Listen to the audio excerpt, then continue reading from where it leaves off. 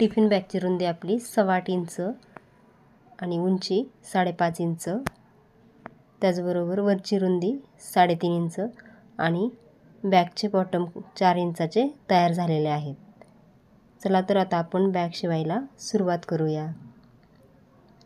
Bag शिवण्यासाठी आपण non ओव्हनला हे कापड नऊवारी साडीचं जोडून घेतलेलं आहे। त्याची रुंदी 12.5 इंच आणि उंची 18 इंच घेतलेले आहे। आता आपण हे कापड फोल्ड करून बॉटम तयार करून घेऊया। त्यासाठी वरच्या बाजूने 1.5 इंच आणि खालच्या बाजूने आडवे 2 इंचावरती एक खूण करून घेऊ आणि आता हा आयत आपण आखून घेऊया। 1.5 बाय 2 इंचाचा हा बॉटम आपण आता कट करून घेऊया। दुसरा पण बॉटम आपण आखून घेतलेला आहे। हे दोन्ही बॉटम आता आपण कट करून घेऊया।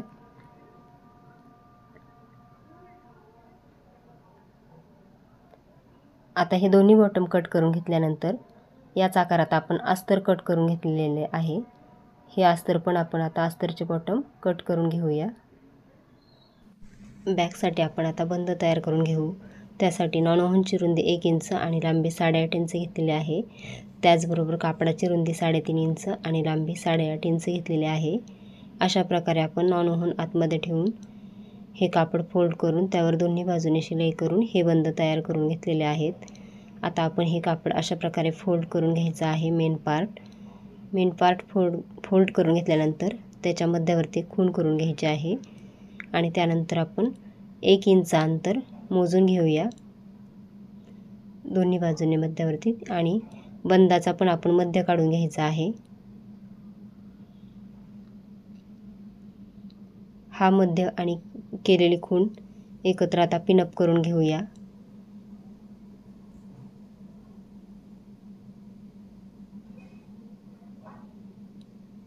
आणि दोन्ही बाजूने आपण हा बंद थोडा थोडा फोल्ड करून शिवून घ्यायचा आहे। आता हे दोन्ही बंद आपले जोडून तयार झालेले आहेत।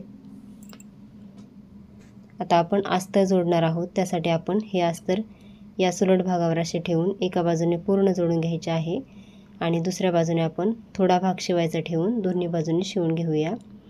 आता थोडासा भाग शिवायचा ठेवून आपण हे अस्तर जोडून घेतलेले आहे आणि अस्तर अशा प्रकारे आपण एका बाजूला अस्तर आणि मेन पार्ट ठेवून या भागावरती आता पूर्ण शिलाई करून घेऊया। पूर्ण शिलाई करून झाल्यानंतर आता आपण हे बॉटम तयार करून घेऊ, अस्तरचे आणि मेन पार्टचे पण।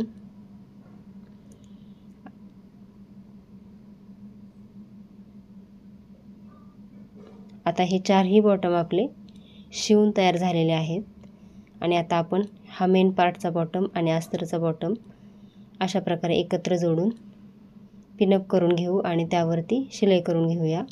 ही एक बाजू आणि दुसऱ्या बाजूचा पण बॉटम आपण अशाच प्रकारे जोडून घ्यायचा आहे। आणि आता आपले हे दोन्ही बॉटम जोडून झाल्यानंतर जो भाग शिवायचा ठेवला होता त्यातून आता ही बॅग आपण सुलट करून घेऊया।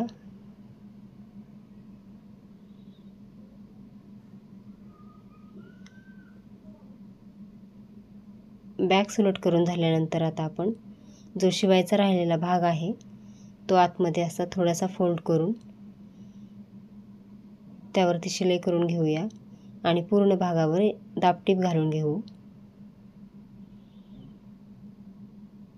आता पूर्ण भागावर आपली दाबटीप घालून झालेली आहे। आता आपण बंदांच्या साईडला बरोबर खूण करून घेऊया। त्या ठिकाणी आपल्याला आता चैन जोडायची आहे। चैन जोडण्यासाठी चैनची लांबी 11 इंच घेतलेली आहे आणि आपण एका बाजूने याला रनर ओवून घेतलेला आहे।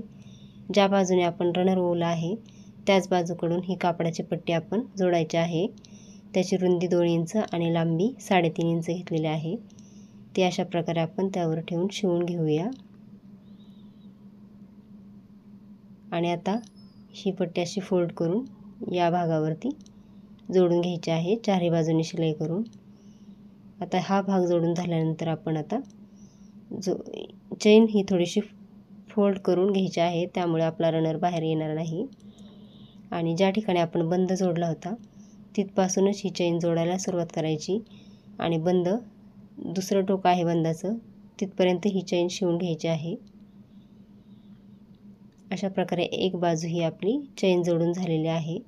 आता आपण त्या चैनवरती खूण करून घेऊया बंदाच्या ठिकाणी आणि दुसरा भाग पण आपण आता असाच पिनअप करून घेऊया।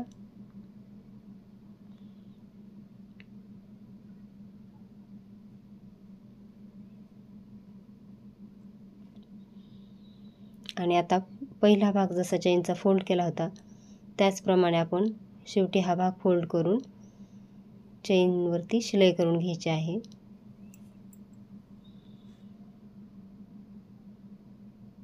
आता ह्या दोन्ही बाजूंना आपली चैन जोडून झालेली आहे